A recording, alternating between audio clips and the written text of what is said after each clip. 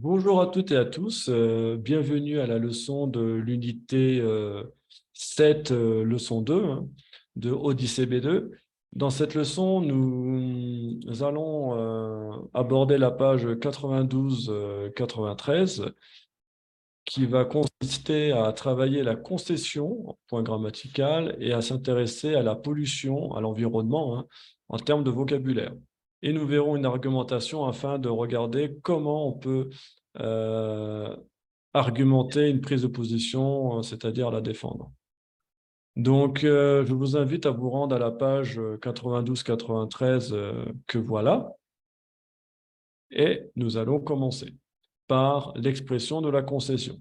Donc, vous allez devoir tout d'abord utiliser un verbe à l'indicatif, donc présent, passé composé, imparfait, futur simple, etc. Ensuite, utiliser une expression de concession, comme stipulé dans le tableau ci-dessous. Ensuite, utiliser un complément d'objet. Concrètement, comment cela se traduit-il? Ça se traduit comme cela. J'ai pris un adverbe dans le premier exemple. Je trie mes déchets, donc présent, hein, en tant que verbe du mode indicatif. L'adverbe pourtant. Donc, je trie mes déchets, pourtant, la planète est de plus en plus contaminée. Alors, le complément d'objet, hein, n'oubliez pas que c'est une simple information. Dans l'exemple 2, j'ai utilisé une conjonction, non, pardon, j'ai utilisé une locution adverbiale pour rester sur de l'adverbe. Donc, tout le monde sait que le plastique n'est pas biodégradable. Les gens jettent quand même beaucoup de bouteilles en plastique dans les rivières. Ensuite, on va s'intéresser à la conjonction qui nécessite l'usage du subjonctif à cause du que. Vous remarquerez, il y a juste la conjonction avec si qui échappe au subjonctif présent. Exemple, bien que je sois pour l'écologie, ma famille n'y est pas aussi sensible que moi. Donc, vous voyez ici, vous êtes sur de la concession. Hein. Et dernier exemple, avec la préposition, malgré le réchauffement climatique, tous les pays ne font pas d'efforts pour améliorer les choses.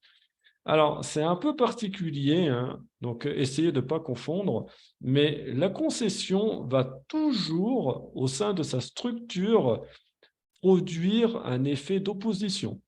C'est-à-dire que vous allez avoir, par exemple, ici, quand on dit malgré le réchauffement climatique, on s'attend à ce que les personnes réagissent, eh bien, vous avez le contraire qui se produit.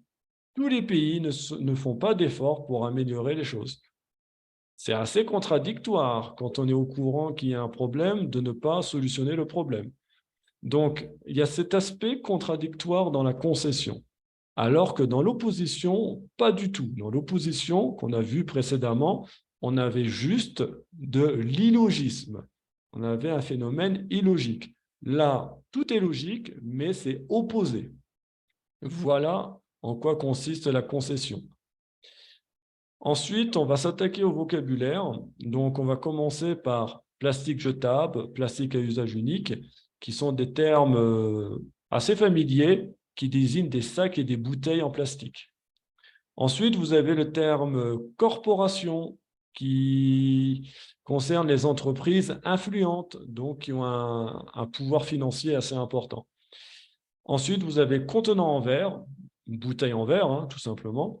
Contenant en aluminium, les canettes, hein, comme les canettes de Coca-Cola, de Pepsi, etc. Impact écologique, donc là, il s'agit de la pollution. Recycler, c'est la réutilisation des déchets. Installation, dans le contexte du cours, ici présent, on va se référer à des sites de recyclage.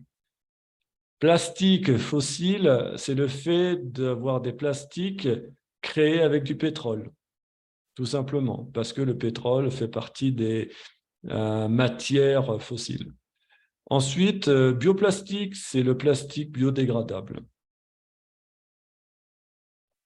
Nous allons maintenant passer à l'interaction pour regarder comment prendre position et défendre sa position.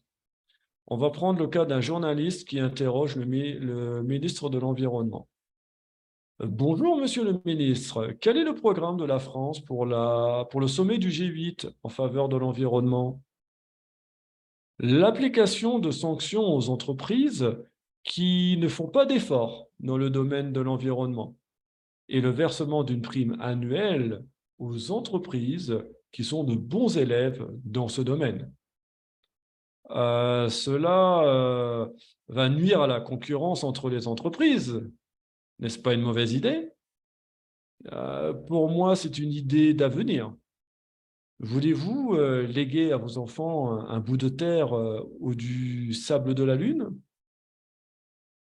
Monsieur le ministre, je m'incline, car j'admets l'importance de limiter la pollution, voire de soigner notre planète. En effet, c'est le problème de tous. Donc, vous remarquerez ici que le Premier ministre, pour défendre son idée, n'a pas d'autre choix que de prendre position. Il utilisera donc des expressions comme « pour moi c'est ». Ça sera des expressions qui vont toujours, la plupart du temps, utiliser des pronoms toniques, comme « moi ». Et aussi un démonstratif comme « c'est ». Il y a aussi des verbes comme « admettre », qui permettent d'officialiser une prise de position. Et ensuite, vous allez avoir des termes comme voulez-vous, qui sont interrogatifs pour mettre une personne en face d'un fait, tout simplement. Et vous avez aussi des expressions d'acceptation comme en effet, qui vont vous permettre de défendre la position. Alors ensuite, totalement facultatif, hein, je vous invite, si vous avez aimé ce thème, à faire l'exercice 8 si vous souhaitez exprimer votre opinion, votre perception du thème à vous, personnellement. Donc, c'est un exercice purement facultatif, vous n'êtes pas obligé de le faire. Donc, si vous l'avez fait, voici un exemple de réponse possible. Donc, ça sera tout pour aujourd'hui. Maintenant, je vous invite à pratiquer le cahier d'activité et n'oubliez pas de consulter votre PACE pour vérifier les exercices à faire. Je vous souhaite une bonne journée et vous dis au revoir.